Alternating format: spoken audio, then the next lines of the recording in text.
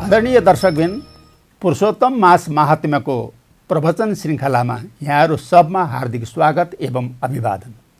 हिजो हामीले अध्याय 13 को कथासार प्रस्तुत गरेका थियौँ, जहाँ दृढधनुवा राजाको चिन्ता सम्बन्धी विषय वस्तु विवेचन भएका थिए। आज अध्याय 14 को कथासार प्रस्तुत गर्दैछौँ। आउनुहोस् हेरौँ त्यसपछि दृढधनुवा राजाले के गरे र उनको अवस्था कस्तो भयो।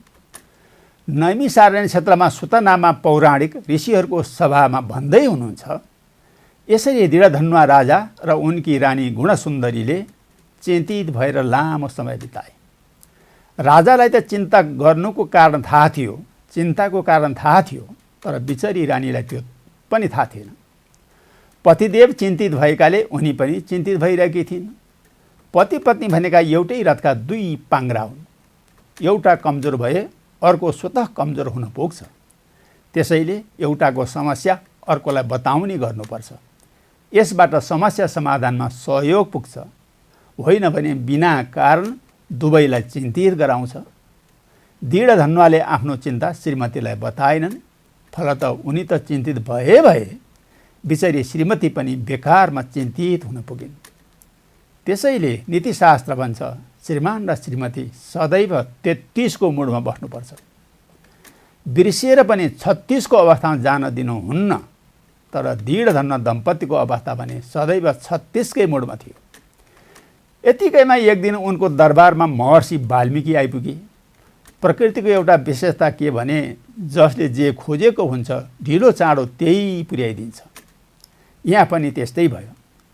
दृढधनुवा राजा सुगाले भनेको कुराको अर्थ बुझ्ने प्रयास गर्दै थिए। उनलाई भेट्न महर्षि वाल्मीकि आए। यसको अर्थ हो संसारमा गुरुको अभाव छैन। खोज्ने प्रयास गर्नुपर्छ। गुरु पदमै भेटिन्छन्। शिष्य पाउन गाह्रो हुन्छ, सुयोग्य शिष्य, तर गुरु पाउन गाह्रो हुन्न। खोज्नुपर्छ, पाइन्छ। गुरु आफै खोज्दै आउँछ। चाहनुपर्छ गुरु कहाँ भेटेलान्, यो समस्या कसरी समाधान गरौँ, यसबारेमा चिन्तन गर्न सुरु गर्ने हो भने त्यो समस्या समाधान गर्नको लागि भगवानले अथवा भनौँ प्रकृतिले स्वतः तत्सम्बन्धी विषयका गुरुलाई पठाइदिन्छन्, उत्प्रेरणा दिन्छन् उनी भए समक्ष जानको लागि। गुरु पनि त्यस्तै, जस्तो आफूले खोजेको छ त्यस्तै पाइन्छ। यहाँ दृढधनुवालाई सुगाको वचन बुझ्न सक्ने गुरुको आवश्यकता थियो। अर्थात् उनी त्यही गुरुको आवश्यकता बोध गरिरहेका थिए। त्यही विषय विज्ञ गुरु आइपुगे। महर्षि वाल्मीकिलाई देख्नासाथ दृढधनुवाले उठेर स्वागत गरे। कुनै मान्यजन आउनासाथ उठेर स्वागत गर्नुपर्छ। हाम्रो धर्मशास्त्रले दिएको सन्देश हो यो। विदाईमा पनि केही परसम्म साथमै जानुपर्छ र आउँदै गर्नु होला है, आउनुभयो खुसी लाग्यो, आइदिनु भयो, र फेरि पनि आउँदै गर्नु होला है भन्नुपर्छ र विदाई गर्नुपर्छ।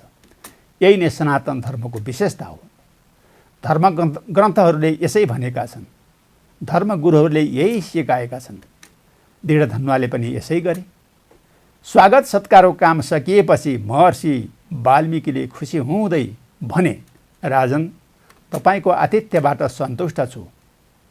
अतिथिलाई देवता समान मान्नुपर्छ भन्ने वेदान्त वचनलाई राम्रै अनुसरण गर्नुभएको रहेछ, खुसी लाग्यो। तर तपाईँको अनुहार मलिन देख्छु। मनोवैज्ञानिकहरू भन्छन् मानिसको मनको भाव अनुहारले नै बताउँछ। त्यसमा पनि आँखा एक पाइलो अगाडि नै हुन्छ। यहाँ पनि यस्तै भएको थियो। दृढधनुवाको मानसिक बेचैनी, मनको स्थिति अनुहारले नै बताइरहेको थियो, उनको आँखाले नै बताइरहेको थियो। त्यसैले वाल्मीकिले भने, भन्नुहोस् यसको कारण के हो, यथासम्भव सहयोग पाउनुहुनेछ।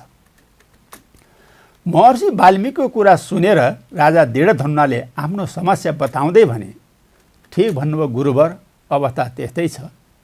अरू त ठिकै थियो। देवता तथा पितृहरूका कृपा र हजुरहरू जस्ता वितरागा महर्षिहरूको आशीर्वादले सबै राम्रै चलेको थियो। तर अस्ति एक दिन शिकारमा जाँदा वनमा सुगाले भनेको कुरा बुझ्न नसकेर हैरान छु। उनको कुरा सुनेर वाल्मीकिले आश्चर्य मान्दै भने, सुगाले भनेको कुरा हो गुरुवर, के भनेको थियो र? महर्षि वाल्मीकिको आशय बुझेपछि दृढधनुवाले बेली बिस्तार लगाउँदै भने, यही कि संसारमा रहेका ती सुख भोगेर त्यसरी गर्दैनौ तत्त्वचिन्ता त जाउला पार कसो गरी, यही भन्दै थियो। उसले मलाई नै हेरेर यही कुरा पटक पटक दोहोऱ्याएको थियो। यसको अर्थ हो मलाई नै भनिएको थियो, तर त्यही कुरा बुझ्न नसकेर चिन्तित छु। मेरा पासमा सबै चिज छन्, कुनै चिजको अभाव नभए पनि यही कुराले निद हराम भइरहेको छ। आज भाग्यले हजुरको दर्शन पाएँ, मेरो चिन्ता निवारण गरिदिनुहुन आग्रह गर्दछु। उनको कुरा सुनेर महर्षि वाल्मीकिले 2 घडी जति आँखा चिम्म गरी प्राणायाम गरे र उनको विगत बताउँदै भने, राजन, यो तपाईँको पूर्वजन्मको कर्म संस्कारको प्रतिफल हो। जहाँ पुगे पनि मानिसलाई पूर्वजन्मको कर्म संस्कारले पिछा छाडेको हुँदैन। तपाईँको जन्म सम्पन्न कुलमा भयो, यो पनि पहिलेको कर्म संस्कारकै प्रतिफल हो। अथाह सम्पत्ति कमाउनु भयो, त्यो पनि पूर्व कर्म संस्कारकै प्रतिफल हो। तर जति कमाउनु भयो त्यति दान र परोपकारको कार्यमा भने लगाउनु भएन। तपाईँको जीवन पनि अर्कैले दिएको हो, सम्पत्ति पनि अर्कैले दिएको हो। तपाईँको नामसम्म तपाईँको होइन, आफै लिएर आउनुभएको होइन, अर्कैले दिएको हो र त्यसैले जाँदा अर्कैलाई छोडेर जानुपर्ने हुन्छ। यसको अर्थ हो यी सबै अर्कैको हो, तर सोअनुसार अरूको हितमा लगाउने काम भने गर्नु भएन। सोझो अर्थमा भन्नुपर्दा आफ्नै सुख सहेलमा मात्र लगाएर नासो दुरुपयोग गर्नुभयो। त्यसैले तपाईँकै प्रारब्ध सुगाको पदमा आएर, सुगाको भेषमा आएर सचेत गराउने काम गरेको हो, ताकि तपाईँलाई नासो दुरुपयोग गरे बापत मृत्यु नबिग्रियोस्। नपत्याए आउनुहोस्, तपाईँकै पूर्वजन्मको चरित्र सुन्नुहोस्। पूर्वजन्ममा तपाईँ द्रविण देशको ताम्रपणी नदी किनारमा बस्ने सुदेव नामको ब्राह्मण हुनुहुन्थ्यो। तपाईँकी भार्या यी गुणसुन्दरी त्यति बेला गौतमी नामले परिचित थिइन्। गृहस्थी राम्रै चलेको थियो, तर सन्तान नभएको चिन्ताले भने मनमा शान्ति थिएन। निकै तपाईँको मनलाई, तपाईँको गृहस्थीलाई निकै सताएको थियो। तपाईँको गृहस्थी सुखद हुन सकेको थिएन। यसो त सन्तानका खातिर निकै प्रयास नगर्नु भएको होइन तपाईँले त्यति बेला। जाने बुझे जति वैद्य कविराजलाई देखाउनु भयो, धर्मगुरुहरूले बताए अनुसारका धार्मिक कृत्य पनि गर्नुभयो, यहाँसम्म कि धामी झाँक्रीलाई देखाउन समेत बाँकी राख्नु भएन। तथापि केही लागेन। तपाईँको प्रयास, तपाईँको श्रम सबै निरर्थक भए। सबै प्रयास निरर्थक रहेपछि तपाईँ आत्महत्या गर्छु भन्न थाल्नुभयो। तर तपाईँकी भार्या तपाईँभन्दा निकै बढी सुझबुझकी थिइन्। उनले सम्झाउँदै भनिन्, पतिदेव, यस्तो कुरा नगर्नुहोस्। आत्महत्या समाधान होइन, थप समस्या हो। तपाईँ जस्तो विद्वानलाई यस्तो कुरा गर्न सुहाउँदैन। हाम्रो नसिब नै यस्तै हुनुपर्छ। यसको विपरीत जाने तागत कसैसँग पनि हुन्न। जान खोज्दा थप दुःख पाइन्छ।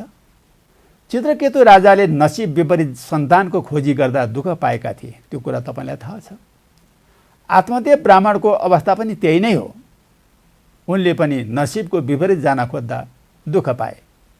यसैको कारण उनको कुलमा धुन्धुकारी जस्तो जन्म्यो, जसले लोकलाई पनि दुःख दियो, आफ्नै कुललाई पनि दुःख दियो।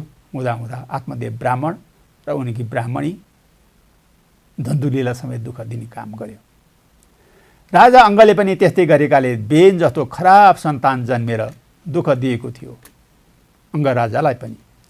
यसको अर्थ यो होइन कि जे छ त्यसैमा सन्तुष्ट हुनुपर्छ। प्रयास गर्नुपर्छ, तर खोज पनि त्यतिसम्म मात्र गर्नुपर्छ जति आफ्नो क्षमता छ। सोभन्दा बढी गर्न थाले त्यसले थप चिन्ता बाहेक केही निम्त्याउन्न। प्रयास त हामीले गरेकै हो नि, तैपनि भएन भने जे छ त्यसैमा चित्त बुझाउनुको विकल्प छैन। होइन सन्तान नै चाहिएको हो भने आउनुहोस्, हरि भगवानको तपस्या गरौँ। जे गर्नुपर्ने हो उहाँले नै गर्नुहुनेछ।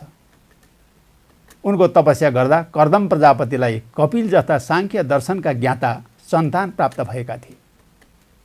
यसरी गोमतीले अनेक दृष्टान्त दिएर पति सुदेवलाई सम्झाए। त्यसपछि सुदेवको पनि चित्त बुझ्यो र आत्महत्याको विचार छाडी उनी ताम्रपणी नदी किनारमा बसी भगवान विष्णुको तपस्या गर्न लागे। उनको तपस्याबाट खुसी भएका भगवान विष्णु गरुडमा सवार भई उनी समक्ष आए।